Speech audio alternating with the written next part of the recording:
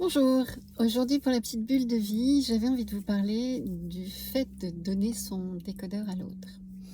Alors, je pense que je l'ai déjà fait à d'autres reprises, mais jamais de la même manière, jamais selon les passions que j'ai eues avant. Donc là, c'est vraiment en fait, quand on donne son décodeur à l'autre, c'est-à-dire quand on dit là où on en est, soit qu'est-ce qui se passe pour soi, qu'est-ce qui est important pour soi, de quoi on a besoin et où on en est, eh bien, on permet implicitement à l'autre d'en faire autant.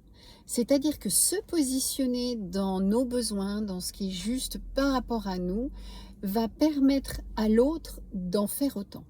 C'est-à-dire que c'est comme si on donnait presque l'exemple à l'autre de pouvoir en fait lui aussi se positionner. Donc c'est hyper intéressant au niveau des enfants. C'est-à-dire que si je montre à l'enfant, si je lui dis par exemple, bah tu vois, là moi j'ai trop chaud, j'aimerais bien qu'on ouvre la fenêtre.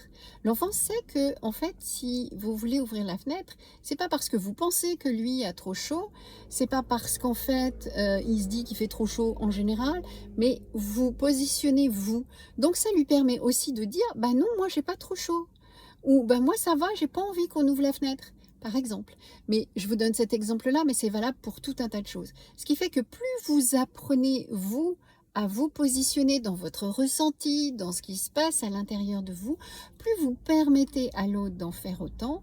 Et on se retrouve en fait à ce que les enfants, petit à petit, savent ce qu'ils veulent, savent ce qu'ils aiment, savent ce qui leur convient, ce qui leur convient pas, ce qu'ils vivent et ce qu'ils vivent pas. Ils expriment leurs émotions beaucoup plus facilement. Ils vont être un peu plus justes dans ce qui les rend vivants ou pas. Et en fait, au moment du post-bac, là, vous savez, tous les choix pré-bac, post-bac, tout ça, eh bien, quand on leur demande de trouver un métier alors qu'en fait, ils n'ont jamais rien choisi, ça devient compliqué.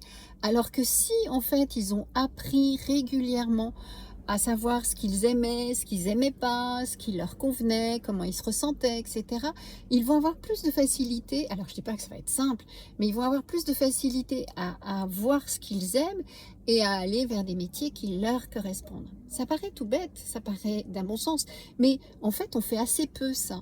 Donc c'est vraiment comment petit à petit les aider à pouvoir exprimer ce qu'ils aiment, ce qu'ils n'aiment pas, ce qui leur convient, pour pouvoir en fait choisir leur vie plus tard. Voilà, ben, c'était la petite bulle de vie pour aujourd'hui. Vous pouvez toujours me retrouver sur YouTube, Instagram et Facebook. Bye bye!